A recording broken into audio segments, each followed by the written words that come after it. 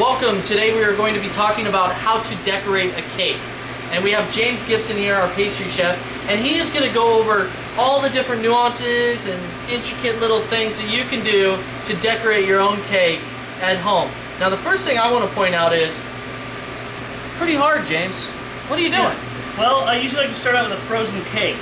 A couple of reasons why. Mainly, you can move it. You know, if you do the cake and then ice it immediately, you can't move it around.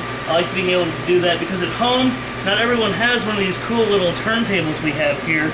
Oh. So they're going to need to have the cake and then put it on the dish later. Can they use an old record player? They could if they wanted to. If they want to stick the hole up in there. Another reason why I freeze the cake, look at the top here.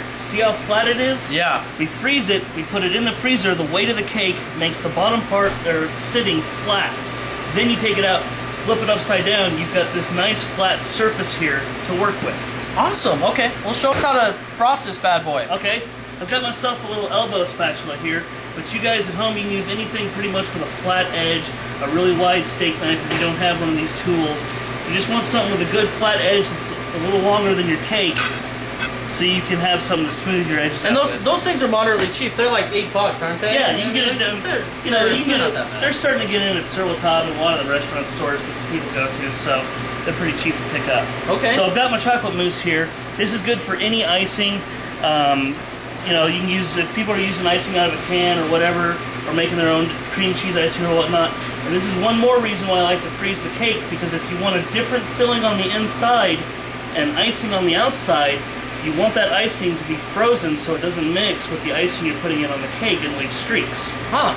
So anytime you ice a cake, you want to start here with the top. I'm going to put a couple globs of mousse on there. How's that mousse taste? Does it taste alright? This is the best mousse ever. Really? Yeah. I don't believe it. Believe me now. Oh. I'm with you now. So what you want to do is you want to start pushing from the middle to the edges. And it's okay to let the icing slip off to the side a little bit, and I'll show you why when we start doing the sides of the cake itself. Let it go all the way to the edge, pushing from the middle. This is the way you're going to keep it even. Not going to get any dense or soft spots in it.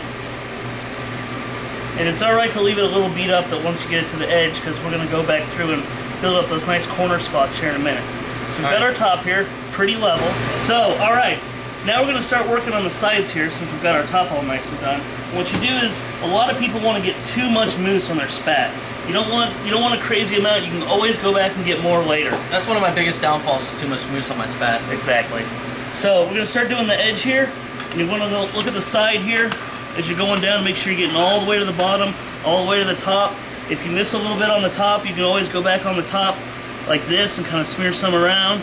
Want to get it all good, nice and covered. Another thing is, if you're using a different colored icing in the middle like we're doing here, you want to make sure you're getting that covered all the way. You don't want to put it on too thin, because then your icing of your cake is going to show through.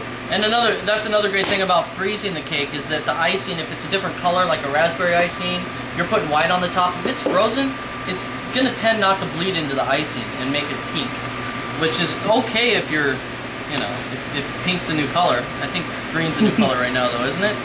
Is green the new black? Yeah, I think so. Okay.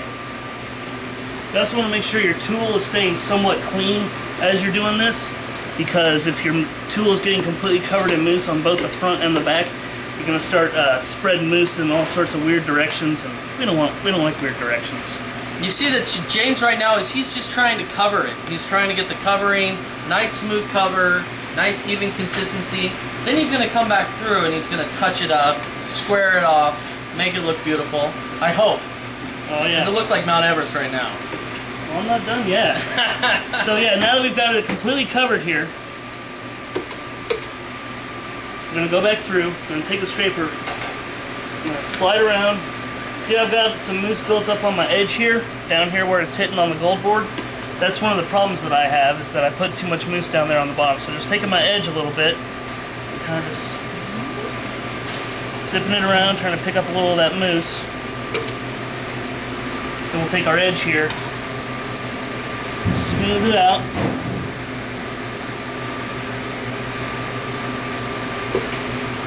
You want to make sure your edges are completely nice and smooth before we move on to the next part. Because if you don't, you're going to have to go back through and touch them up. And then you're gonna mess up our nice little corners we're gonna make here in just a second. So take your time. That's the idea, is taking your time to get it done right and make sure that it's nice and smooth. And yeah, exactly. So now we've got, see all this little extra stuff here on the edge. I'm sure Chef's like, James, what the hey, man? Yeah. You got stuff on your edges here. Well, that's supposed to look like that at this point. Remember how I had it hang off the edge earlier? And I smoothed it out to push it up to the top. Okay. Now we're going to take our handy dandy little spatula tool. We're going to just do a little zip. We'll scrape the edge off. Look at that. And that's going to give us our nice corner there. Would you want to use water at all to clean your spatula? You can use hot water. But then you gotta dry it. With mousse, it's not such a good idea if you're using a harder icing such as buttercream. That if you're doing on a frozen cake will start to freeze on you. You definitely want to have a little container of warm water next to you to use on your scraper, and that also helps if you're doing wedding cakes, especially to get that super smoothness on it. So there we go. We've got all our excess mousse off, so we'll just kind of take this guy around and smooth it out one more time. So I'm going to do a little mousse design here. I've got my mousse bag with my star tip, and the key is however many slices you want your cake to go into, that's how you need to design your top. So I'm going to start here at the back, and I'm just going to go like this. One. Then you go around to the other side.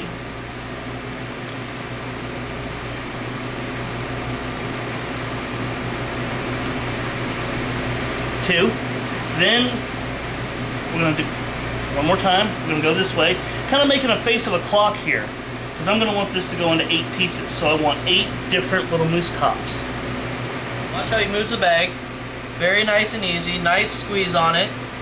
I always say if you're right-handed, then your right hand is the gas, your left hand is the steering wheel. And of course, it's the brakes. You don't stop. You just keep going. And of course, it's opposite for all the lefties out there. Okay. Your right hand pushes the mousse forward, your left hand steers your direction.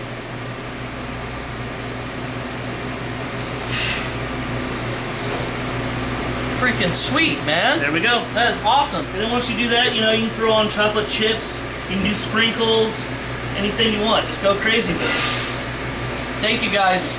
James, thank you for showing us how to do this wonderful cake. Have fun doing it. Yeah, now you know how easy it is. If he can do it this fast, then anyone can, right?